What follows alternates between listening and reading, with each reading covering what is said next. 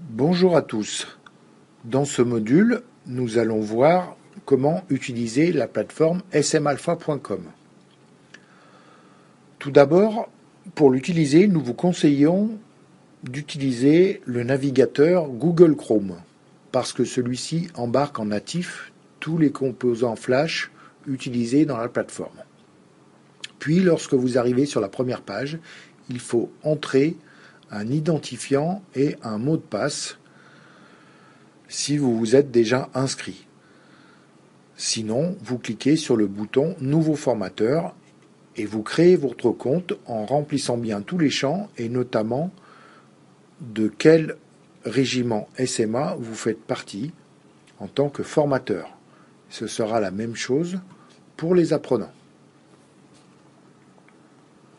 La plateforme est constituée de différents univers et de différentes fonctionnalités que nous allons explorer ensemble.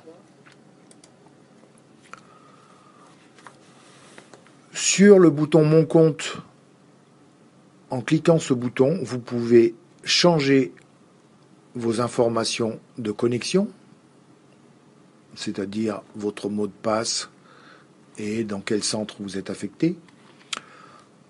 Le bouton Univers et logiciels, lui, va permettre d'accéder aux différents contenus.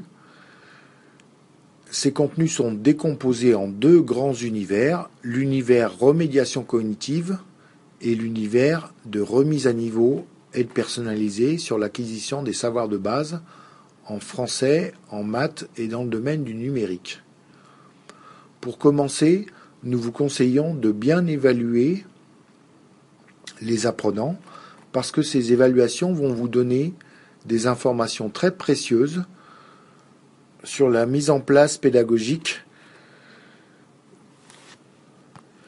et sur les contenus qu'il faudra travailler. Par exemple, dans l'univers bleu évaluation, nous allons pouvoir découvrir l'évaluation des savoirs de base,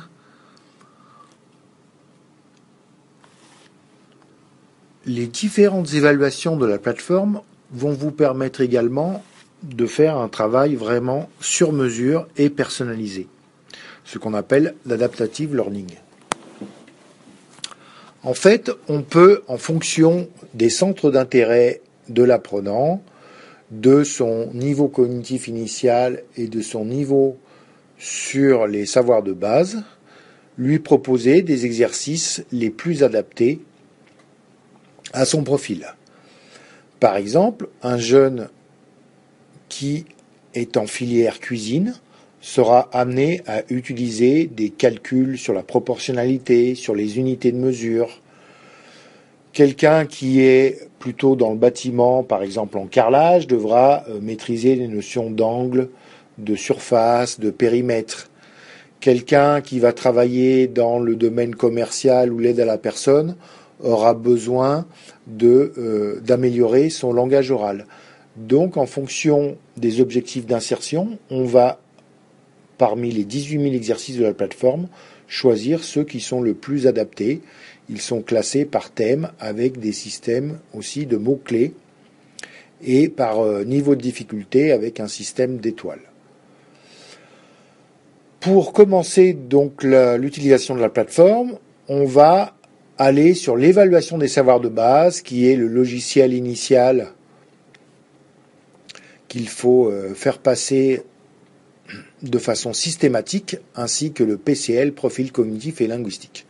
Pourquoi bien évaluer les savoirs de base? Parce qu'en 30 minutes maximum, on va avoir déjà des indications sur la façon d'apprendre à apprendre, ce qu'on appelle le domaine cognitif, sur le niveau en français, en lecture, en orthographe, en syntaxe, en évocation, et aussi sur le niveau en mathématiques, ce qu'on appelle la cognition numérique sur la compréhension du système décimal, la résolution de problèmes, la géométrie. Et ça, c'est indispensable de bien faire passer ce logiciel évaluation des savoirs de base qu'on va coupler avec le logiciel profil cognitif et linguistique. En ayant des indications sur la façon d'apprendre de la personne et sur son niveau en français, en mathématiques, on va pouvoir vraiment créer des parcours pédagogiques sur mesure et une formation adaptée à son niveau réel et aux objectifs d'insertion professionnelle. Donc le logiciel que vous voyez actuellement à l'écran, Évaluation des savoirs de base, est un logiciel indispensable qu'il faut faire passer en début de recrutement et de parcours au SMA, et puis que vous pourrez faire passer à la fin de la formation pour voir les progrès qui ont été effectués.